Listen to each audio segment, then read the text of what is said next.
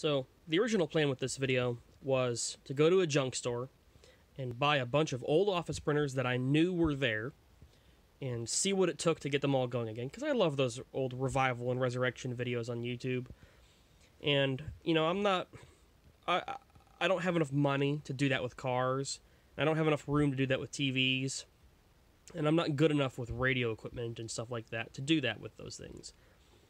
But I'm okay with computer equipment, and so I went to a local junk store today, picked up these printers that I knew were already there and had been there for a very long time.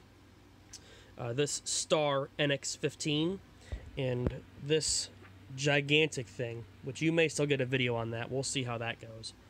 But this printer, you know, I only got two. There were actually 6 I was planning on getting because they were all cheap and fairly small. I could definitely have worked on them. For the most part, though, they were either missing pieces or they didn't have any ink and I couldn't get any ink for them, or they used non-standard paper sizes or things like that that made it impossible for me to do this, which I can see why, you know, maybe people don't do this very often. Maybe if someone in the future can point me towards like IBM ExecJet 2 ink or something like that, maybe I'll go back and pick those up. It's not like they go anywhere. I mean, these have been here since I was a kid, at least 12 to 15 years. And this is also where that IBM Pro printer that I found the other day came from. Same store. Except these were outside.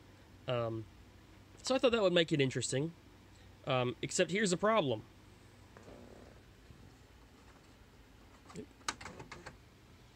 They just work. Well, this one does. This stupid thing just decided that it wanted to start working as soon as I plugged it in. So let's see here if I can do... I know I can't do it one-handed.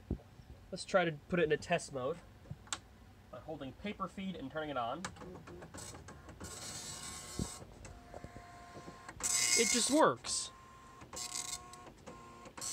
All I had to do was tape the ribbon up, not the ribbon, sorry, the ribbon that goes on the end of the print head, because whoever had this printer last got their use out of it.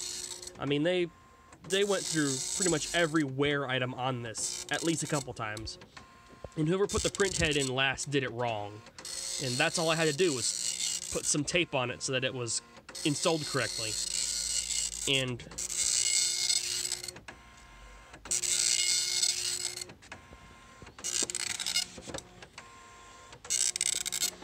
now, admittedly, this does want larger paper. I just don't have any.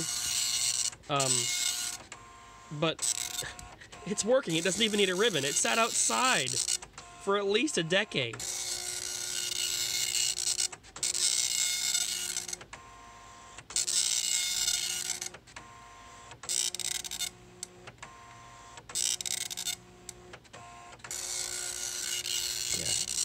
But I mean, you can even see it's printing on the roller. It's probably not good for it because it's all covered in dust and crap, but... Go ahead and switch it off. It is actually also missing the knob. So we're going to have to manually wind this forward a bit. But you can see there, I mean, it's perfect. It works perfectly. It's just a, you know, this is just a boring like 9-pin dot matrix printer from the sort of mid to late 80s. Like, it's not something that's very interesting, but no, I mean, everything's working. I mean, even all the, well, it seems like we've got a dead pin, ironically, on our, you know, brand new print head. I mean, that is pretty new. It's not getting excessively hot either, so it's not like it's damaged. But let's hook this up to a computer and see if we can print from it. All right, there's that paper reversed.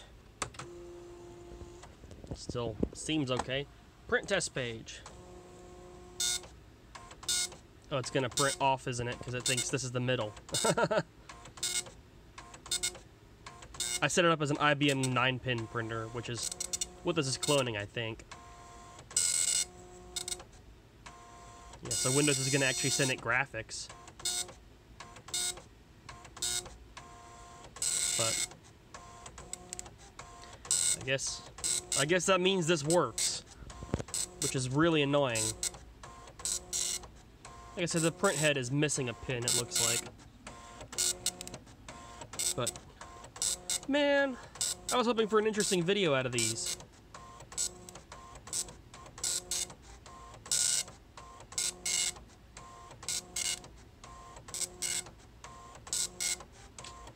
Well, I guess I gotta find something else to do now. Maybe I'll clean this thing and sell it, or maybe it'll just get stuffed in the attic or something as it is. I really don't need any more dot matrix printers. I've already got the 2 that are set up there. Hey, look at that, it's done. Pretty dim output, but I bet I could fix that cartridge without actually having to replace it. I mean, it was... You see, it's coming back, like it's starting to work. Well, there goes that video, I guess. Well, thanks for watching. Hopefully next video will actually go as planned. This is sort of why I don't upload very often. I get these huge cool projects, and you can see another one right there. But I get these huge projects, and either they turn out in a way that they don't work, or they turn out, you know, just not being good video.